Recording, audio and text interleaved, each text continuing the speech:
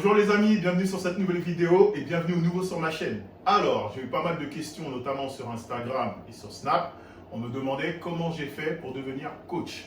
Donc forcément, j'ai dû passer par une école, l'Académie Le Pense. Donc voilà, le t-shirt. Donc Bénédicte Le Pense, qui est la directrice de cette école, s'est fait le plaisir de nous accueillir et de répondre à quelques questions pour savoir comment on peut devenir coach sportif.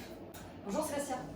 Salut, ça va? Ça va, très La bien. forme? Très bien. Merci beaucoup de nous accueillir, c'est Avec très plaisir. gentil à toi. C'est un plaisir de te retrouver parmi nous dans l'académie. Donc du coup, je vais te laisser quand même te présenter. Je m'appelle Bénédicte Le Pense. J'ai créé l'académie il y a maintenant 10 ans, 10 ans 2021. Moi je suis passée par un cursus universitaire. Après l'obtention de mon baccalauréat littéraire, j'ai passé mon diplôme d'état également, option ACUMES à l'époque. Et puis ensuite, j'ai poursuivi à l'université pour obtenir un doctorat de physiologie, physiopathologie. Et j'ai terminé donc ma thèse au CHR d'Orléans. D'accord, ok, très bien. Et au niveau sportif? Alors au niveau sportif, donc je fais de la force athlétique depuis quelques années maintenant. Okay. Ça va faire 25 ans, le temps passe beaucoup. J'ai fait 12 ans de gymnastique à haut niveau avant. Et donc la force, depuis 25 ans, j'ai cumulé quelques médailles avec un petit peu d'entraînement. Donc j'ai eu l'opportunité d'avoir 25 titres de championne de France. Et puis 51 médailles au niveau international. 51 médailles. Voilà. Et dernièrement, tu as été championne du monde aussi. C'est ça, donc 10 ans après, j'ai renouvelé, comme quoi il ne faut pas désespérer.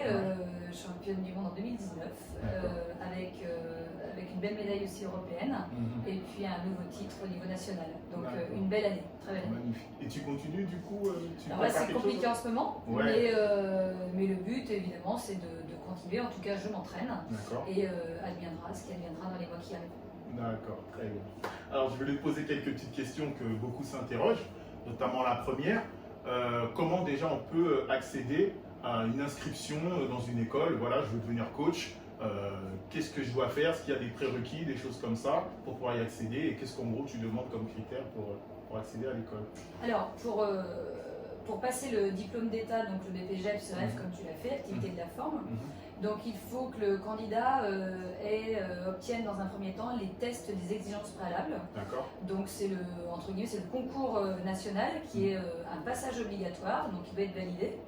Et ensuite, on en demande un petit peu plus pour entrer à l'Académie Le Pense, parce qu'on est tous des passionnés et qu'on veut des gens qui soient passionnés, qui travaillent. Donc on refait un test, donc au niveau interne, un test un petit peu plus compliqué avec des épreuves pratiques, du squat, du développé couché, des tractions, des dips, lesté. On demande un travail écrit, donc une dissertation d'1 heure avec un sujet type sur l'activité sportive. Et puis le candidat doit passer par un entretien, une quinzaine de minutes avec 2 jurys. Et puis le but c'est de voir évidemment ses objectifs à court, moyen, long terme et pourquoi s'inscrire pour le BP et pourquoi s'inscrire aussi à la maison. Donc on veut vraiment des gens passionnés qui travaillent, donc c'est la raison pour laquelle on a mis un concours qui est un petit peu plus compliqué.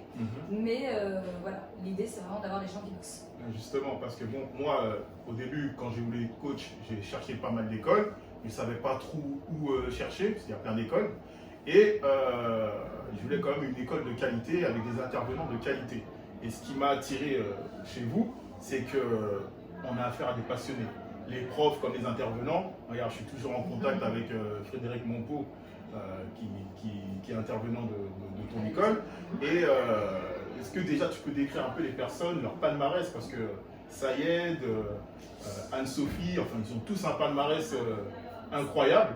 Donc pour moi ça prouve que c'est une école vraiment avec une passion, c'est pas juste pour la formation, qu'il y a aussi derrière, vous pratiquez ce que vous enseignez, quoi.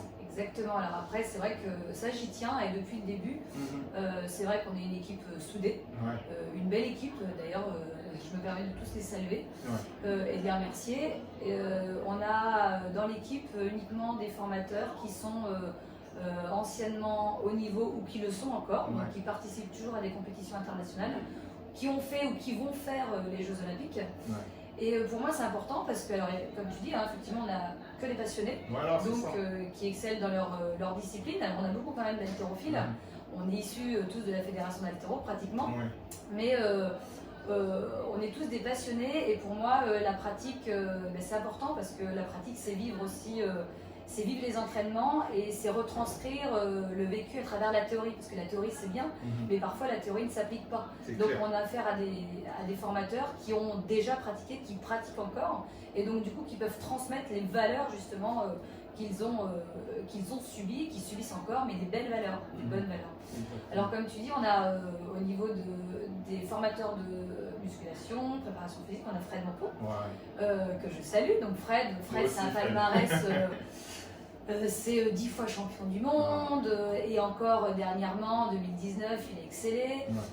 Fred, il est passé par toutes les disciplines. Hein. Il a fait de la force athlétique, il a fait de l'haltéro à haut niveau, il a fait donc du culturisme, il a décroché des médailles d'or à foison. Il est toujours entraîneur de l'équipe de France, donc ça c'est un palmarès énorme. On a Thomas Tapti qui enseigne la musculation éducative, sportive d'entretien. Donc lui aussi, hein, c'est un gymnaste avec des qualités physiques monstrueuses. Impressionnant. Donc voilà, Thomas, c'est un puits de connaissances, c'est un passionné également et donc qui adore transmettre tout ce qu'il a appris et qui se met à jour aussi tout le temps. Tout le temps. On a Sayed Assona.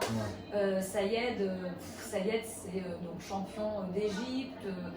Multiples champions au niveau international, donc en haltérophilie, qui nous enseigne toute la partie pratique de l'haltérophilie.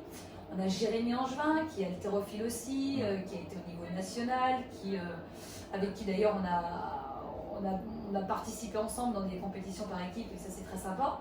Donc lui qui est là aussi pour apporter la pratique, mais aussi la pédagogie, la planification d'entraînement. Et voilà, et Jérémy, c'est la connaissance, c'est l'amour de la discipline.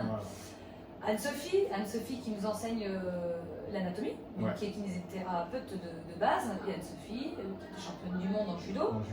Donc dans le judo, on fait également de la préparation physique, donc elle sait de quoi elle parle, et pour enseigner l'anatomie, il n'y a rien de tel.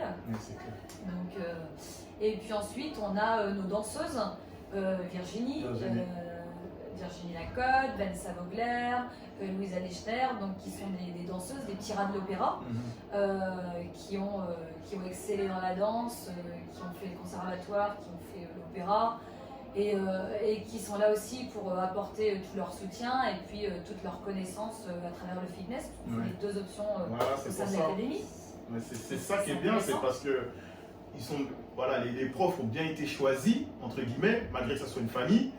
Parce qu'en fait, ils transpirent les notions qu'ils proposent. C'est-à-dire qu'il y a la musculation, il y a l'haltérophilie et il y a le corps collectif. C'est ça. Donc prendre quelqu'un qui a excellé en haltérophilie, en musculation comme Thomas et dans la danse comme Virginie pour tout ce qui est corps collectif, ça ne pouvait être que positif pour l'école. Et honnêtement, même moi, j'étais pas très haltérophile, je suis plus musculation comme tu le sais.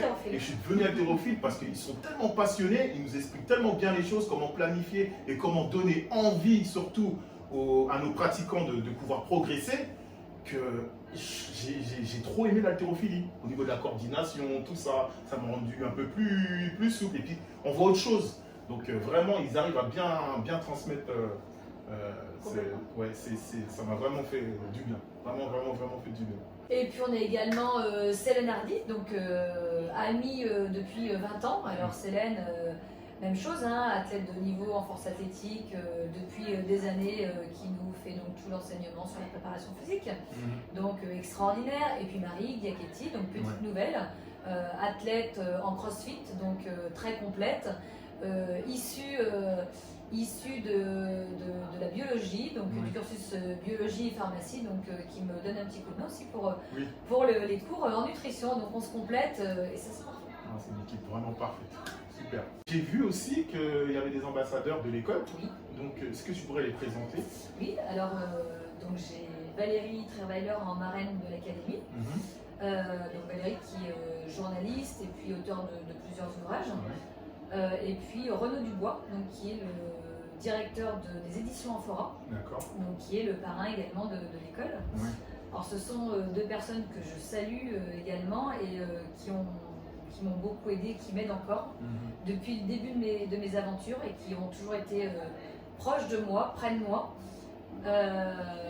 On s'est connus comment? On s'est connus par la santé, par le sport, par l'alimentation. Avec Valérie, c'est une histoire de santé et de sport. Et on a eu ce feeling. Et puis on a fait des raids ensemble. Voilà, c'était fabuleux. Et Valérie, elle est toujours là, elle est toujours proche de moi. Et je la remercie beaucoup. Et Renaud, quelqu'un d'extraordinaire, de formidable, alors qui est partenaire aussi de l'école, puisque Renaud offre des ouvrages à nos élèves. Donc c'est très bien pour la continuité de leurs études. Et Renaud, on s'est connus tout simplement par le biais de l'écriture, puisque du coup j'ai édité mes livres chez Amphora, donc chez lui. Exactement, d'accord. Je voulais savoir aussi, qu'est-ce que tu attends du coup d'un élève une fois qu'il est inscrit au sein de ton établissement? Alors il y a le pendant et puis il y a l'après. Avant, on veut déjà des personnes qui soient passionnées. Alors compétiteurs ou pas compétiteurs, peu importe, mais des passionnés, des gens qui veulent travailler et qui vont se donner les moyens d'y parvenir. Peu importe la difficulté pour y parvenir, à un moment donné, il faut se donner les moyens. Et même si parfois c'est complexe, si c'est compliqué, tout est réalisable. Et puis après, il y a l'après, comme tu dis, parce que l'obtention du diplôme, c'est bien, mais un coach sportif, ça se résume pas à une simple obtention de diplôme. Il va falloir que le coach continue de se former. Ça, c'est hyper important, parce qu'il faut se mettre à jour. Alors, il y a évidemment, dans les personnes, les stagiaires qu'on accueille, on veut de la rigueur, on veut de la tolérance, on veut de la pédagogie. Tout ça, ça va être transcrit aussi après. Donc le coach doit continuer de se former, il doit apprendre à être pédagogue encore plus, à s'adapter à sa clientèle, parce qu'il va avoir une clientèle qui va être variée, il va passer par des athlètes comme des gens lambda, donc il va falloir s'adapter, ça parfois c'est pas facile. Ça demande aussi un aspect psychologique à mettre en place, donc c'est beaucoup de choses, et puis s'adapter aussi aux nouvelles méthodes d'entraînement, parce que l'entraînement évolue et qu'il faut se mettre à jour. Et puis que tous les mécanismes physiologiques aussi évoluent, donc c'est important de mettre le nez dans la revue de littérature, de voir ce qui se passe, les nouveautés. Il faut toujours se mettre à jour, c'est hyper important pour avancer, pour progresser. Et un coach, ça doit sentir tout simplement, je dirais, ça doit suer de crédibilité. Voilà. Il faut être positif régulièrement, il faut se mettre à jour au niveau des connaissances et puis transmettre. Et puis transmettre avec toute son envie, cette passion en fait qu'on a en soi, il faut la donner à son client, à son athlète, à la personne sur laquelle on va s'occuper. Bien sûr. Justement, en parlant de continuer à se former, moi je me suis même inscrit à une certification nutrition. Je sais qu'aussi, au-delà du BPGEPS, tu proposes aussi des certifications, des choses comme ça, pour pouvoir rajouter des options à la formation qu'on a déjà, parce qu'on apprend toujours. Il y a tout le temps des mises à jour à faire. Et donc, est-ce que tu pourrais parler aussi un peu des certifs que tu proposes? Déjà, on a une petite partie de nutrition dans le BP, c'est le petit plus de l'école. Donc, on a quelques heures en nutrition, parce que la nutrition, ça va de pair avec l'entraînement. Ça reste le carburant essentiel du corps humain. Et si l'alimentation part un peu en cacahuète, l'entraînement va être compliqué et d'arriver à une perte, ça va être difficile. Et donc depuis 1 an et demi, là je propose 4 certifications de nutrition, donc 4 grands thèmes. Le premier thème, c'est le rééquilibrage alimentaire via les régimes. Alors je profite de cette certification pour expliquer un petit peu comment je fonctionne moi, pour aider les gens à être plus performants ou bien à perdre du poids, perdre du gras avec des objectifs bien précis, tout en étant performant, pas fatigué et qu'il n'y ait pas de contraintes ni de frustration. Donc je mets bien en avant que les régimes sont néfastes pour la santé et que le but c'est de ne pas en faire. Donc pourquoi? Donc toute cette première certification, elle explique comment fonctionne le corps, comment nous sommes régis sur notre système hormonal et pourquoi en fait il faut manger pour perdre du poids, pour être performant, etc. Donc je dis un peu tout l'inverse de ce qu'on peut entendre. Oui. Justement, tu as fait un livre par rapport à ça. C'est ça, donc c'est rééquilibrage alimentaire. Voilà. Donc c'est celui-là. Voilà, il y a le rééquilibrage alimentaire et régime en mouvement. Alors celui-ci, régime en mouvement, c'est 10 histoires, 10 anecdotes, 10 vraies anecdotes de personnes que j'ai aidées dans leur perte de poids. Okay. Et en fait, on a les 10 régimes les plus utilisés, donc l'anecdote en question et pourquoi le régime ne fonctionne pas. D'accord. Voilà. Okay. Et l'autre, c'était et donc l'autre, sur le rééquilibrage alimentaire, en fait, il explique ma démarche pour obtenir une perte de poids durable, donc sans faire de yo-yo, sans prendre de poids, avec donc une petite équation à mettre en œuvre pour ceux qui le souhaitent, ceux qui ne veulent pas se compliquer la tâche. On a des fiches synthétiques à la fin du bouquin, et puis avec des fiches, des semaines type au niveau alimentaire. Voilà, donc tout est expliqué là-dedans. Ça serait intéressant qu'on se donne un autre rendez-vous. Avec grand plaisir. Voilà, ça serait bien parce que j'ai beaucoup de questions là-dessus aussi, sur pas mal de personnes que je coach et qui me demandent par rapport au régime, rééquilibrage alimentaire, ils sont un peu perdus, ils ne veulent pas trop se restreindre alimentairement. Alors je leur dis non, il faut essayer de trouver une façon de manger toute ta vie. C'est pas faire un régime, quelque chose de drastique pour avoir un objectif. Et après, ça serait bien que... Avec plaisir. On est tellement envahi de... Ouais. Je te coupe. Hein. Vas-y. On est tellement envahi de publicité et puis aussi envahi par les réseaux sociaux. Parce que, et puis après, il y a les néophytes, donc ceux qui ne savent pas du tout. Et puis qui vont se cantonner à ce qu'ils regardent sur les réseaux. Et donc, du coup, ça peut être mal interprété. Très bien. Et voilà, donc il y a plein de choses à dire. Effectivement. Alors, je reviens à mes certifs. Donc, c'est la première certif, c'est celle-ci. La deuxième, c'est sur les maladies cardiovasculaires, artérielles, diabète, etc. Donc, on est entouré pendant un certif de médecins, angiologues, avec Daniel Guillard, qui est extraordinaire. Ensuite, on a une troisième session avec Mario Bracco, qui nous parle des super aliments, donc du comment bien vieillir et de comment devenir performant sans prendre de produits chimiques ou quoi que ce soit. Donc c'est très intéressant. Donc là c'est l'assertif Mario. Et puis la dernière, donc c'est tout ce qui est en lien avec le sport, donc avec le volume, avec la masse, avec la sèche. Donc là Fred Mampo nous fait la gentillesse de venir parler de son expérience et de comment s'alimenter pour parvenir à des objectifs précis. Avec Didier Ress, qui participe à cette certification et qui là aussi, lui, vient donner les billes de l'entraînement, donc de la préparation physique, pour arriver à des objectifs bien précis en tant que si on est athlète ou bien si on est une personne lambda. Donc il explique tout en détail et c'est fabuleux. Ce sont des passionnés.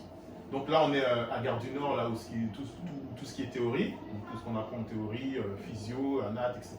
Il y a aussi la pratique qui se passe à R2, à C'est ça. Vendôme. Donc R2 Vendôme, rue Denou.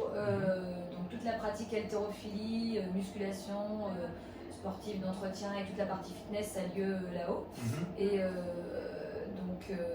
tous sont entre les mains de David Moirot, donc qui est le directeur de R2. Et lui aussi, encore un athlète de haut niveau en plongée, donc qui est l'un de mes coordinateurs avec Virginie et voilà, qui est lui aussi extraordinaire. C'est un passionné, un vrai passionné que je salue et que je remercie. Bah, tu sais, j'ai eu un cours avec lui, enfin j'ai eu 2 cours, mais un cours en théorie, et j'ai eu un cours avec lui qui m'a passionné parce que on est en train d'étudier en fait la technique de foulée de course de Usain Bolt. Ah oui. Et lorsqu'il était en train de nous l'expliquer, donc il nous expliquait qu'il était 2 tiers en l'air et voilà, le reste au sol. Mais il l'expliquait d'une manière où on sentait qu'il était fasciné. Et jusqu'à un moment, pendant le cours, il nous a posé la question, il a dit « Mais vous n'êtes pas fasciné par sa façon de courir ?» Et c'est là que, encore une fois, je le dis vraiment, quand on sent qu'il y a une passion derrière, même moi, quand je coach, les élèves que je coach me disent « On sent que tu es passionné. » Et ça, c'est important. Voilà, c'est... Et puis j'essaye surtout beaucoup sur les réseaux, maintenant c'est un monde, c'est comme ça, sur les réseaux, montrer sur Insta ce que tu fais et tout. Et c'est pour ça que je montre beaucoup de mes entraînements, ma manière de manger, quand je me repose, j'essaie au maximum de montrer pour vous dire ce que je vous dis de faire, je suis en train de le faire. C'est ça. Et c'est ce que j'avais ressenti dans l'école. Donc ça pouvait que être en adéquation avec... c'est la passion qui nous fait transmettre les vraies valeurs. Voilà, exactement. Et comment maintenant faire quelqu'un qui voudrait potentiellement être coach sportif et intégrer ton établissement, comment il doit faire pour s'inscrire, les prochaines sessions Alors, prochaine session, donc il doit donc obligatoirement avoir les TEP, hein, les tests des exigences préalables, donc qu'il passe dans un CREPS en général. Okay. Pour les Parisiens, c'est au CREPS de Châtenay-Malabry. Châtenay-Malabry. Et donc pour nous, la prochaine session, donc la prochaine rentrée a lieu le 15 mars. Okay. Donc il faut que les TEP soient obtenus un mois avant l'entrée en formation. Okay. Donc avant le 15 février si possible. Donc prochaine session le 15 mars, il suffit de télécharger le dossier d'inscription sur le site de l'EPONS Formation et de nous le renvoyer par courrier ou bien de venir le déposer à l'école sans problème et soit de me contacter, soit de contacter David Bachler qui est responsable administratif, qui est lui aussi haltérophile de haut niveau et qui prépare la Coupe d'Europe actuellement de bobsleigh en vue d'éventuels Jeux Olympiques en 2022. Vraiment, il n'y a que des passionnés dans cette école. Hein. C'est pour ça, c'est une vraie famille. Tout le monde se tutoie dans le respect. Je me suis même vu faire cours jusqu'à 23h parce qu'on n'arrivait pas à comprendre des cours de physio. Oui, c'est de notre faute, mais franchement, on a vraiment aimé parce qu'on comprenait, il y a des choses qu'on ne comprenait pas. Donc, on a demandé à Bénédicte, est-ce que tu peux rester? Il faut savoir qu'elle n'est même pas de Paris, donc elle est très très loin. Elle a dit ok, je prendrai une chambre d'hôtel, mais ça va rentrer. Quand vraiment, ah ouais, franchement, vous êtes investis. J'en ai parlé dans la vidéo précédente avec Maxence. Et non, on a trop aimé ce. J'ai fait des études pourtant en architecture. On peut peut-être refaire la même? Ouais, on peut refaire la même, mais tant que c'est pour apprendre, il n'y a pas de souci. Hein. Sincèrement, j'ai vraiment apprécié ces moments-là. Et c'est pour ça que voilà, vous m'avez vraiment posé la question. J'ai eu pas mal de questions. Comment t'as fait? Moi, franchement, je vous recommande cette école. Sincèrement, ça transpire la passion. Et lorsque vous allez être formé et que vous aurez votre diplôme, parce qu'elle va tout faire pour que vous puissiez l'avoir, vous ne l'aurez pas comme ça, il va falloir vraiment travailler. C'est vraiment du travail, il y a 4 choses à préparer. C'est ça. Et, mais une fois que vous allez l'avoir, vous vous sentirez prêt. Mais il faudra quand même continuer à se former. Il y a des certificats courts. Et ici, on est bien entouré. Quoi. Sincèrement, c'est une vraie famille. Et je me suis vraiment senti trop bien dans cette école. Donc voilà. Vous êtes tous les bienvenus. Donc voilà les amis, la vidéo touche à sa fin. Donc j'espère qu'on a répondu plus ou moins à toutes les questions que vous posiez pour pouvoir devenir coach et du coup adhérer à une école. Merci beaucoup Bénédicte. Merci Seb. De nous avoir accueillis. Quel coach. Merci. Toujours aussi tactile. On essaie de s'entretenir comme tu le sais. Et donc voilà. Donc à très bientôt. On va se redonner rendez-vous, je pense, pour voir ton livre. J'aimerais bien sortir sur les régimes. J'ai plein de questions là-dessus. Vraiment, comme tu l'as dit tout à l'heure, les gens, on leur manque beaucoup à ce niveau-là, sur les régimes et tout. Donc, si on peut se redonner un rendez-vous, avec grand plaisir. Cool. Dites-nous dans les commentaires si ça vous intéresse. De toutes les manières, on le fera. Allez, que la force soit créée, que pour être partagée.